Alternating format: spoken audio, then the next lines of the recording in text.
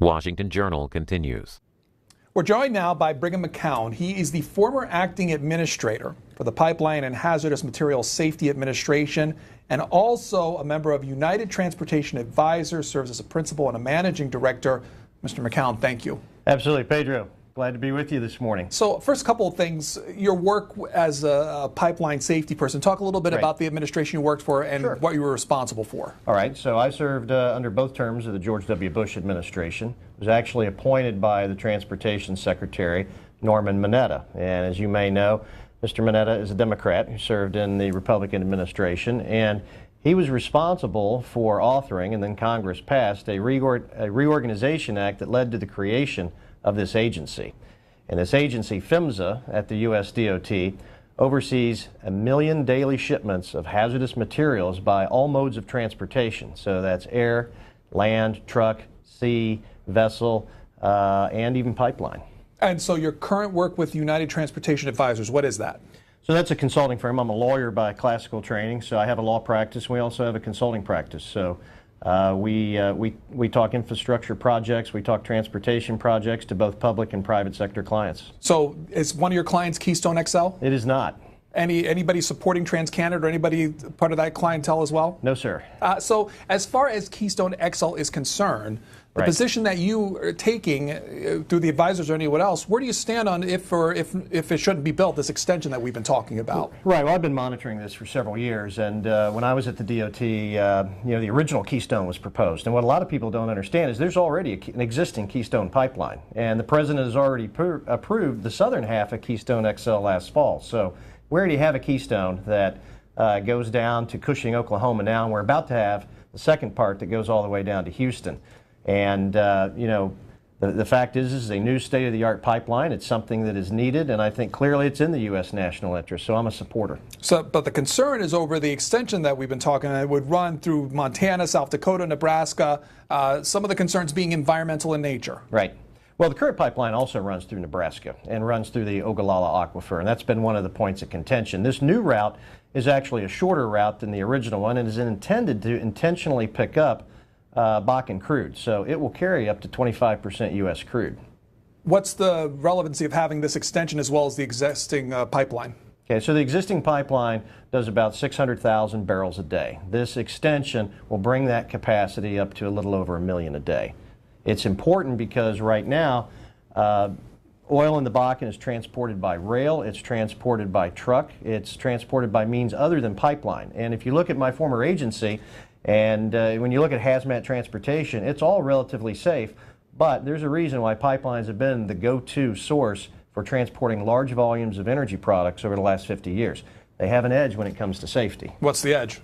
The edge is in spill volumes and rates, and if you look at it, pipelines are 99.99995% safe and effective at delivering the prices, and they not only do it safer, but they do it least expensive and with less impact to the environment and to people. The International Energy Association took a look at pipelines and what goes through them. They said, at least analyzed it, and they said they found the risk of a railroad is 6 times as high as the risk of a pipeline spill, but pipelines simply spill more when they rupture.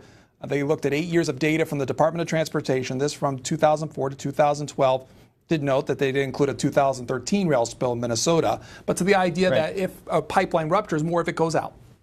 Well, yes and no. I think that really depends. And, keep in mind, too, that, trains transport a lot more than just oil. And so far, but if you look at actual train incident rates or wrecks involving trains, it's significantly higher than pipelines. And so when you look at the overall transportation safety record, pipelines are close to 400 times safer than rail. And remember, too, that pipelines are the only one-way transportation system. So every other transportation system requires a round trip. So you actually have to double that mileage if you're going to really do apples-to-apples comparison. So if a pipeline breaks, what's the protocol for fixing it? What happens? Okay, so when a pipeline does break or an issue comes up, the pipeline is shut down. And as soon as the control room removes the power to the pipeline, in essence through pumps, then the oil stops moving. Or the natural gas or anything else. And then at that point, there's a spill response plan in place that government regulations require, and it's cleaned up. And so as far as pipelines are concerned, what's the width of a pipeline? Does it vary? Because if one ruptures and it's a certain width, I imagine more of it would go out depending on how wide it is. Yeah, no, that's absolutely true. And it also depends on what type of pipeline it is, whether it's a liquid or a gaseous type pipeline. And with the 2.6 million miles of pipeline that we have in our country, those vary anywhere from 4 inches up to 36, some are even 48 inches. Our guest again with us to talk about the Keystone XL Pipeline and concerns about it. He's Brigham McCown of the United Transportation Advisors. You can ask him questions about it if you wish. You can call us at 202-585-3881 for Republicans, 202-585-3880 for Democrats, and 202-585-3882. I'm sorry, 0 for Democrats and 202-585-3882 for independents. You could, if you want, send us a tweet at C-SPAN WJ. Do you expect a decision on this by the administration by the end of the year? You know, I would hope so. I mean, I'm an institutionalist, right? I'm, from being a government regulator, it's all about the facts, not the, and the policy should be based on the facts, not the politics. But, keep in mind that this decision has been pending for over 4 years. The first pipeline was approved in much less time. Frankly, World War II ended in less time. So my concern at this point, as somebody that believes in the process, is believing that the process is being strung out now too far. And I would certainly hope that there would be one before the end of the year. For our first call is from Tom. Tom joins us from Erie, Pennsylvania. Republican line. Hi. Hello. The first issue I want to bring up was this bogus story this guy put out, briefly about the question of incident rates. The issue was not incident rates. It's that when a pipeline breaks, the mess is much bigger. But the main reason I called is I want to know what is the guarantee of benefit to the American public after having taken all the risks of building this pipeline. And the situation is similar to this mess with the gas fracking. We take all the risks, and the people in the top 1% get all the benefit by selling the oil worldwide. And in the meantime, our energy costs keep skyrocketing. Okay, so what I heard there is energy costs. And if you look at energy costs, and that's a great question, Tom, the fact is the more supply that you can bring to market, it's a supply and demand. And energy costs have been skyrocketing because we continue to rely on importing 10 million barrels a day of crude oil from unstable overseas areas in the Middle East.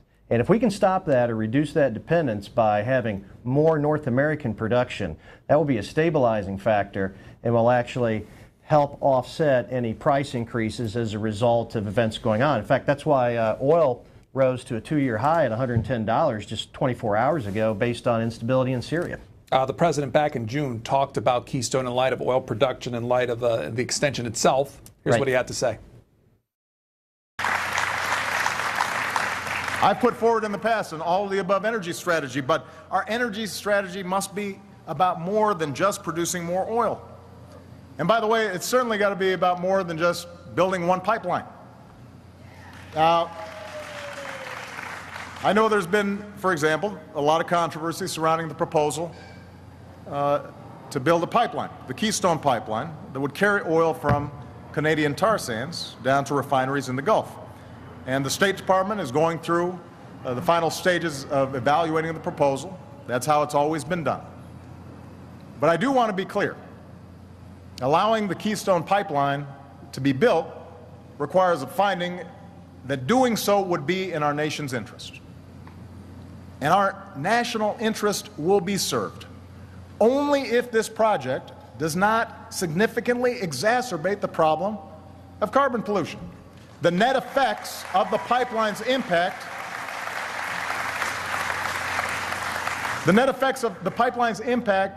on our climate will be absolutely critical to determining whether this project is allowed to go forward. It's relevant. Mr. McCown. Okay, well, first of all, the President's own Department of Energy that looks at future projections shows that by 2040, we are still going to be heavily dependent upon fossil fuels. In fact, the IEA study shows that by 2040, renewables will still only constitute about 10% of the energy requirements that we have. So with that in mind, the question isn't if this is going to market, the question is how do we get it there in the safest way possible, because Canada will produce this oil, and so it will get to market. And I would much rather have it in a brand new state-of-the-art pipeline than traveling on barge down the Mississippi, traveling on tanker cars, or traveling on trucks. There's a story that was first reported by the Hill newspaper saying that the decision will likely be delayed until the Inspector General looks at an investigation and conflict of interest complaints. The Inspector General looked into complaints that the Environmental Resources Management of the contractor that prepared the most recent environmental impact statement on Keystone XL failed to disclose potential conflicts of interest. You know, that's actually not a new story. That came out a couple years ago and was thoroughly investigated at the time, and my understanding is that there were no conflicts found. What you're starting to see, frankly, is a recycling of a lot of events. And keep in mind, that executive order that was put in place that governs this entire process was put in place to expedite cross-border transportation facilities. And instead of expediting it, you know, this environmental impact is now taking longer again than it took. We could have built the Empire State Building 5 times by now. We could have, we've completed World War II in less time. So again, as an institutionalist, at some point, you start to say, we've had 4 environmental studies. We've had this, we've had that. At some point, the question is, has this policy really been hijacked, or are we still on path? Eric is from Nicholsville, Kentucky. He's on our Democrats line. Yeah, we have had environmental studies. We've also had practical experience with spills of tar sand. I don't know where you're getting your safety record from, the 99.999%. Excuse me, but if one of these pipelines break carrying tar sands, like we've already had happen, we can't clean up crude very well. We have hardly any way at all of cleaning up a tar sand spill. Mr. McCown. Okay. Well, first of all, the safety rating is based on this. We transport and move around the country by pipeline 31 million. Think about that for a second. 31 million barrels of oil or refined products each and every day. And we did that yesterday. Nothing happened. We did that the day before. Nothing happened. So when you get to that rating, if you consider that it's over 13 billion barrels a year that get moved around, the spill rate is actually pretty good, and it's better than any other mode of transportation. And so that's my point, is these products are not an optional supply. They're not something we can live without. If we have to have them and we're going to move them, and as the former regulator, there is a robust set of regulations and laws in place and a very aggressive enforcement posture by the federal government and the state government. So the question isn't if, but the question is, if we have to have these products, how do we make sure that they're transported as safely as possible? New York is up next. Joan, Republican line. Joan, good morning. Let's go to Gary, Santa Barbara, California, Democrats line. Gary, are you there? Gary, one more time. I think we may have trouble with that. Let's try James from Davenport, Iowa, Republican line. Hey, I'm a locomotive engineer, and I think your guest hasn't bragged on himself enough. There's a human factor in putting oil on trains that is not present in a pipeline. And as much as that oil contributes to more employees for my company, as a consumer, we need to build the power grid in this country. And rail is not an ideal way to do that. If I don't follow the rules, if I don't do the right thing on that train, you're going to derail that oil and spill it all over. With the pipeline, at least if it's built to code, it's built to standards, you take the human factor out of it. I mean, there's some human factor, but not as much as on a rail. And I think people need to take that in consideration, that we need cheap energy. Mr. McCown. That's a really good point, James. And, you know, one of the things about pipelines is that, you know, they're out of sight, out of mind. And I think most of the viewers listening today, if I wouldn't have said there are 2.6 million miles of pipeline, people would have been, wow, really? I didn't know that. And that's because they're generally buried underground. And they're generally kept away from the populace. And in areas where it does go through an urban area or does go through an environmentally sensitive area, there are additional regulations that deal with the pipelines in those areas. And one of the key components is now the number one leading cause of pipeline incidents, when they do happen, is by third-party excavation damage. So pipelines is a mode that really limits the interaction between people and the product being shipped. Thanks for commenting. Thomas, Daytona Beach, Florida, Democrats line. Yeah, how you doing? Hello? Go ahead, Thomas, you're on. Yes, the problem I have with this pipeline, I don't have any problem with it being built or anything, but I think there should be some kind of a guarantee that oil's staying here. It's staying in America. It's not it's not going all the way across our country and going somewhere else. To get on the world market. And the reason we have high oil prices is because of our last president. Number one, when he took office, I was paying like $1.25 for a gallon of gas. Okay, since he took office, it's not went under like $3 a gallon here in Florida ever in the last 8 years of Bush and the last 5 of Obama. So we can thank the Republicans for our high gas prices. Thomas, thanks for commenting. What I heard there, your question there is, looking at this oil and how it's going to be used. And, there has been some debate recently, and the environmental opponents of Keystone have tried to point out or paint a picture that this oil is going to be exported. But, if you think about it, we import, again, 10 million barrels of oil every day from unstable places around the world.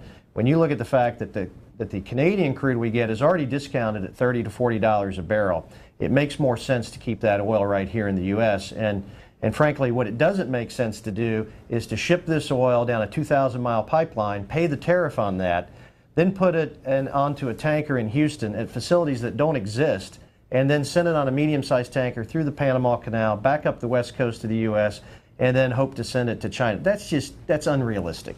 Jobs. I was concerned about the president about the jobs being created. Right. One of the quotes that he made when he spoke at the Amazon.com fulfillment center, he said, "Gutting our environmental protection is not a jobs plan," he declared. They keep on talking about this, an oil pipeline coming down from Canada that's estimated to create about 50 permanent jobs. That's not a jobs plan. What's interesting is, and the president parses his words very carefully, but he's already approved the pipeline. He's already approved the southern half of Keystone XL. So he has already approved a pipeline going from Alberta, Canada to Houston, Texas. The issue is adding a little bit of capacity to it. Number two, if you talk to the Teamsters, you talk to the union officials, they say, look, these are construction jobs. We don't view them as temporary jobs because our livelihood depends on going from construction project to construction project. Moreover, it's the impact of having that production come through the U.S. I've talked to counties in Nebraska that are along the original Keystone line. They've been lowering taxes because of the tax revenue that's flown in. That indirectly stimulates the economy.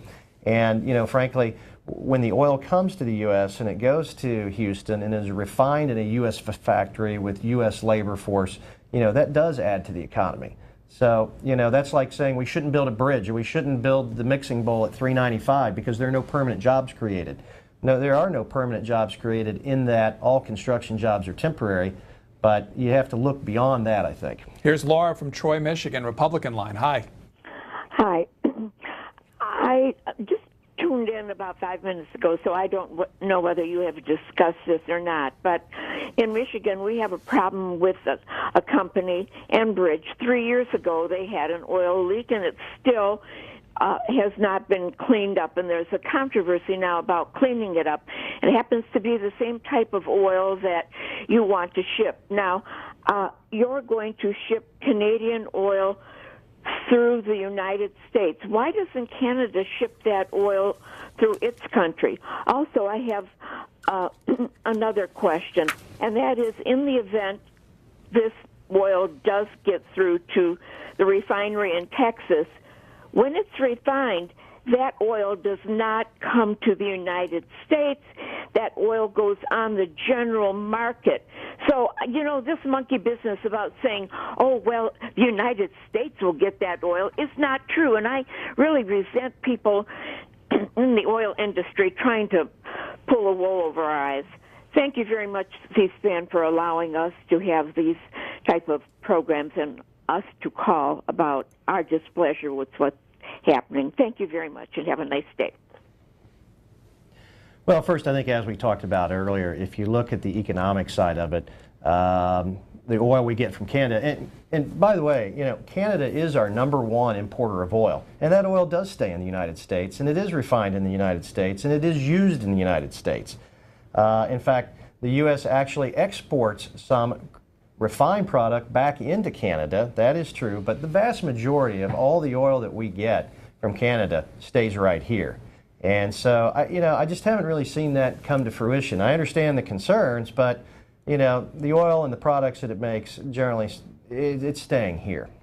So the oil that comes to Houston, like she said, doesn't go elsewhere? It stays within the United States? It stays in the U.S. And that's been another issue raised, because, if you think about it, there aren't that many places around the world that can refine a heavier crude.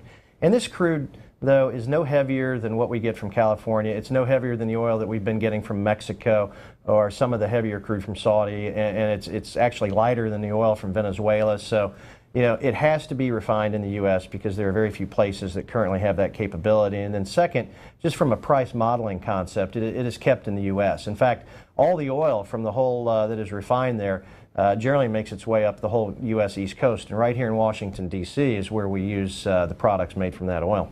Patrick is up next from Brooklyn, New York, Democrats line. Yes, good morning. Good morning. Thank you, C-SPAN, and thank you for a wonderful program yesterday. They keep complaining about the price of oil keep going up, the price of gas keeps going up. Why is it that we have such a surplus and there's still the prices keep going up, and they keep complaining that we need oil from the Middle East, and we have so much surplus right here in the United States? There's nothing wrong in getting the oil from Canada so we could help here in the United States. But it would also help to give the people the right information. One person complains that we have an surplus of gas, a surplus of oil, but doing it safely is very important. So we appreciate that they give them the truth, and if it helps the people and it helps the price go down, that would be mostly appreciated. He's raised a very good point. Just a few years ago, we thought we were pretty much out of fossil fuel. And, what we have learned through advances in technology is not only do we have a lot of crude oil that we're finding in the U.S., that Canada is finding, that I think once Mexico changes its government-run Pemex, the oil company for Mexico, they're going to find they have a lot more. And we have more natural gas in this country than Saudi Arabia has oil. And so as we find that we have more production capability, the difficulty is bringing that production capability online.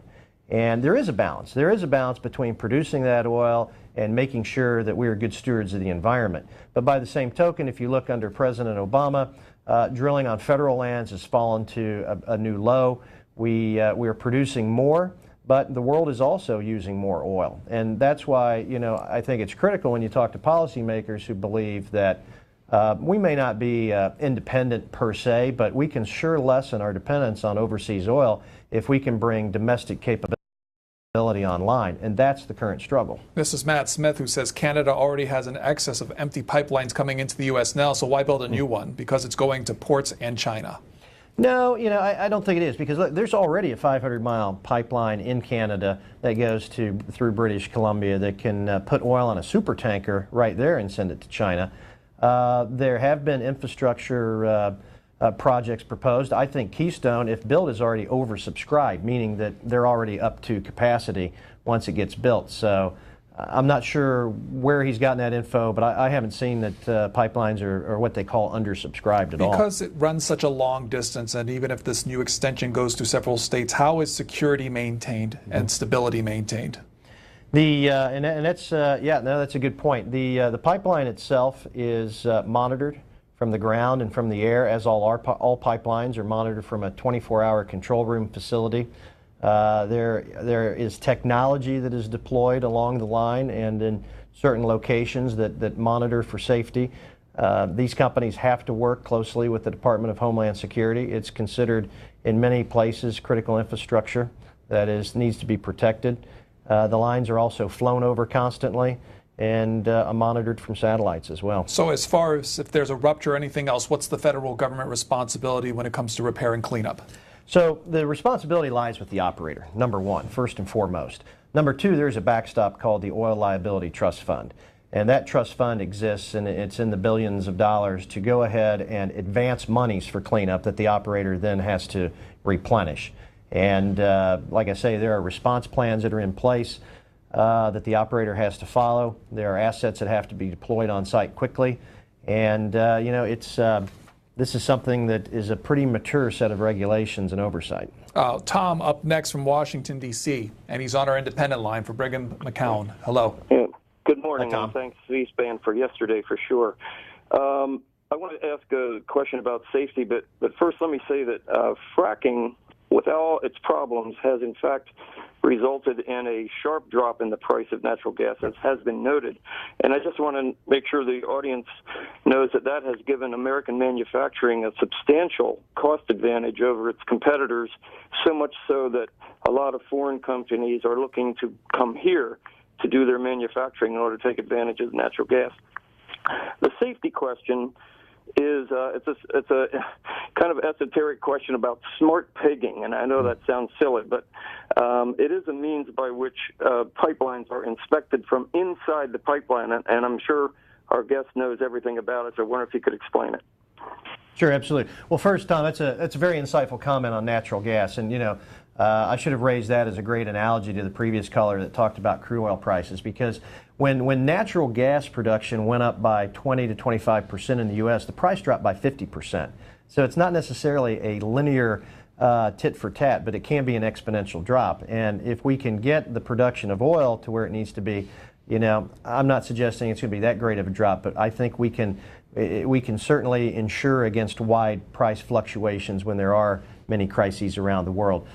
Smart pigs, yes. You know, through pipeline technology has advanced dramatically in the last 20 years, and you know, so has safety. And smart pigging has been one of the reasons why overall pipeline incidents are down by close to 60% over the last 10 years. Can you explain what that is? Because I'm sure maybe some of the audience might not know what it is. So a pig is an inline inspection tool, and it is literally a device that is placed inside the pipeline and run down the pipeline. And there are many different types. There are what they call cleaning pigs that are basically pieces of foam that are scrapers. But the smart pig technology uses either variations in a magnetic field, or they use sonogram technology to literally produce an image of the pipeline and the thickness of a pipeline, just like getting an MRI or a CAT scan. And that tells us a lot about the whole health of a pipeline, how it's doing, if it's been damaged from the outside, if it has a corrosion issue, or anything that's going on. So it's a holistic approach to the management of the life cycle of a pipeline to find incidents before they happen. What materials are used in a pipeline? Mainly steel, although in a lot of natural gas lines there'll be PVC and plastic. And what's the life expectancy? Life expectancy completely depends on how they are maintained and operated. The two major pipelines serving the D.C. area, in fact the whole southeast, have been in place since WPA projects in the early 40s. So the Keystone Pipeline we're talking about now, is that steel or PVC or both, or how does that work? It is steel. It is high tensile steel. It is rated what they call X70 pipe, and that's just a fancy number that stands for how many pounds of pressure it can take. It is a state-of-the-art line. This steel is actually above and beyond what's required to even run this pipeline, and that's one of the added safety margins that the operator has agreed to do. Here's Janet from Massachusetts, Republican line. The Keystone Pipeline, along with every other pipeline, is a national security issue. We're currently in armed conflicts from Yemen to Libya to Syria to Afghanistan. That's a huge area. And we are held captive by price spikes in the Brent North Sea oil price because we are not energy independent. Currently, because of the Jones Act, we can't move an energy product from Texas to the East Coast, so the East Coast is getting huge amounts of its natural gas and oil from hostile areas. California also, it has geographic issues, so it's having a tough time getting energy from Alaska or Canada. So we need pipelines, and we need a rational policy for approving pipelines, particularly if they are in the same footprint as pre-existing power or road easements. They shouldn't be tied up with series of environmental evaluations when the soil has already been affected by, say, an interstate or something like that. This is a national security issue. The Middle East is about to blow up, and they're going to come and try to annihilate us. And the easiest way to do it is to cut off our energy supplies and spike the oil price. So do you think building the XL pipeline will change our dependence significantly? I think it will.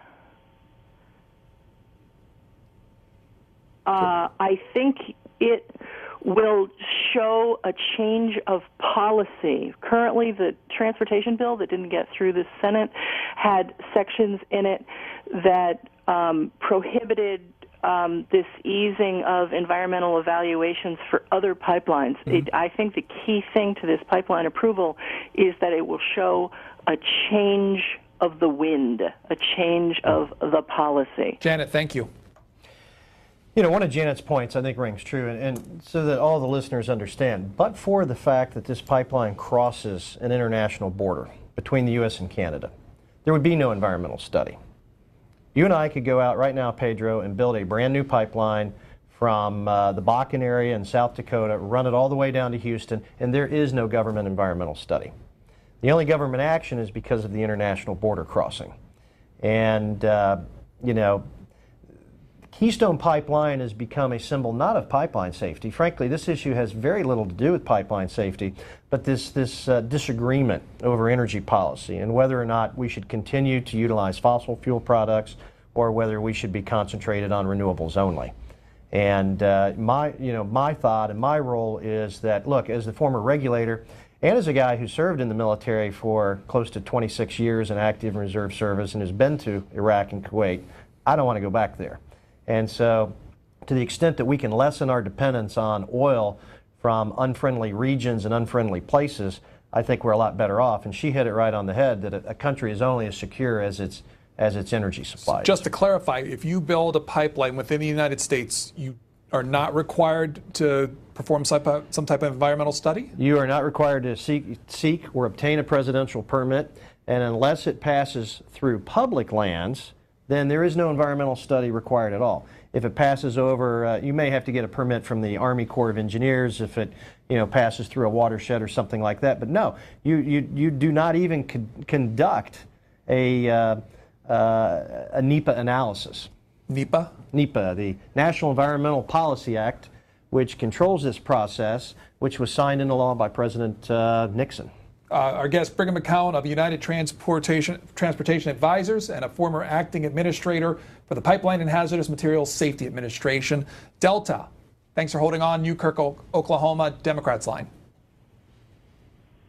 Hello, good morning. You're on, sir. Go ahead. Okay, yeah. One thing off the top. The pipeline going to the Gulf, it's hard to believe that he's looking at the camera saying we're not trying to ship it overseas. But the pipeline going to the Gulf, the reason it goes all the way to the Gulf is because they do want to ship that oil out overseas. Now, I'm not against fossil fuels because I know that we need them. But we are taking the risk when we ship it from Canada to the Gulf. And the problem is that's all going to be untaxed oil that goes from Canada to the Gulf. Now, it seems to me if they really truly wanted to keep the oil here, why wouldn't they build a refinery up north so the pipeline didn't cross across our aquifers? I mean, that would guarantee that the oil stayed here. I mean, that's a big problem, with a lot of people, is that they know that oil is going to just be shipped out overseas. Now, I got one more thing to add on the fracking. I like this fracking. I like it. I think it's clean energy. But if it wasn't for the Democrats, if the Republicans had their way, that they would start shipping that gas overseas. They'd like to have that on the world market too. And as soon as that gas starts hitting the world market, prices are going to go up, are going to rise. So thank you, sir. Well, look, first of all, there is a prohibition in law against the U.S. exporting any crude. So, second, on Keystone XL, my personal view is when you start mixing U.S. crude with Canadian crude, it now becomes a blended product. It is no longer Canadian crude. So I doubt the legality of exporting this oil, number one. Number two, even if you could, though, it doesn't make sense. The reason why it has to go to Houston is, people a long time ago, and I wonder about this every time a hurricane comes up, but the decision was made to place most of our refineries along the U.S. Gulf Coast. That's where they are. People would love to get a new refinery permitted up in the Midwest or someplace else. It hasn't happened for a number of years, and I don't think it will ever happen given the government red tape. So they are where they are, and that's why the new pipeline is needed, because we now have a new supply of oil, and you have to get it from point A to point B. It's just that simple. We'll take one more call, and this is John, Alexandria, Ohio, Independent Line. Yes. What a lot of people don't understand, in 1999, the Commodities Modernization Act that they enacted, shortly thereafter, everything spiked. Gas, oil, in which, what do I want to say? The smartest people in the room who pushed that law through were the lobbyists because of Enron. And because, for the simple fact, they seen that huge profits could be made. So, and in order to get the prices back down, you have to remove that. Now, when it comes to the Keystone Pipeline, it has already been, I hate to say it, and it's been televised on TV, and there have been numerous other things that I have seen. It has been earmarked to China. Caller, thanks. We'll leave it there. Yeah, no, I mean, I think that's so unlikely, because again, if you look at the transportation system, if you look at how ocean vessels would have to move the oil, it just doesn't make sense to do that. And frankly, if we have the opportunity to buy that oil, and we do, and in fact, TransCanada's CEO has said none of this oil is going to be exported. But even taking that aside, the fact is we need the oil. With 10 million in exports a day, and with this oil being offered cheaper and less expensive than oil from any place else, it would make no sense to me to export it. So walk us through the map a little bit. There's a section of the Keystone Pipeline that already exists. If this new extension is approved, how long would it take to build? Okay. It will take about 2 years to build. And the current pipeline runs through Canada from Hardisty, Alberta, about 500-600 miles to the east, and then drops straight down south, ending up in Steel City, Nebraska. In Steel City, part of it peels off to the east, goes to Illinois, to the refineries in Illinois. So this Canadian crude is also being refined in Illinois and supports gasoline and diesel production in the Midwest. Then it goes down to Cushing, Oklahoma. President Obama, last fall, during the election cycle, stood in Cushing, Oklahoma, and approved half of Keystone XL. And that's something that's not widely reported. This section right here. The section right. Steel City to Cushing section. Steel City to Cushing, and Steel City to Cushing was already in the works. He approved Cushing to Nederland. To Nederland. And so, there is a Keystone Pipeline. It's already been approved, and that section there, that's kind of the red dotted toward the bottom, is nearing completion. And I think first or second quarter 2014, it'll be up in operation. And again, our guest with us. Again, you don't expect a timeline as far as an answer to whether or not this new extension will be built anytime soon. Whether or not the blue extension there that goes to the Bakken, I don't. I mean, it really should be coming along. And when I was in the administration, when we did an environmental impact statement or a study, we actually had to have a timeline because you had to keep on schedule. So the average timeline was what? The average timeline is 2 to 3 years, and we're at 4.5. Brigham McCown with the United Transportation Advisors, also served previously in the federal government when taking a look at pipeline safety issues. Thank you for your time, sir. Absolutely, Pedro. Thanks for having me on the show. Coming up, did you know that there are organized efforts to cheat the government out of student aid money? These are organized efforts, also known as fraud rings. And our next guest is going to talk about it. She's the Inspector General for the Education Department. She looked at the increase in attempts to defraud the program, what the department is doing about it. You'll meet Kathleen Tai after you get this update from C-SPAN Radio. The number of Americans seeking unemployment benefits remained near the lowest level in more than 5 years last week, a sign the government says that companies are cutting fewer jobs. The Labor Department says weekly applications for benefits fell 6,000 to a seasonally adjusted 331,000. Employers have added an average of 192,000 jobs a month since January. Meanwhile, the economy grew at a 2.5% annual rate from April through June, and that's much faster than previously estimated. The steep revision largely because U.S. companies exported more goods and imports declined. The Commerce Department says second quarter growth was sharply higher than the initial 1.7% rate it reported last month. And finally, ahead of our discussion on student aid fraud, federal government's Consumer Advocate Office says more than 33 million workers qualify to have their student loans forgiven because they work at schools and hospitals in military and police uniforms. However, says the Consumer Financial Protection Bureau, the system is overly complicated and often confusing.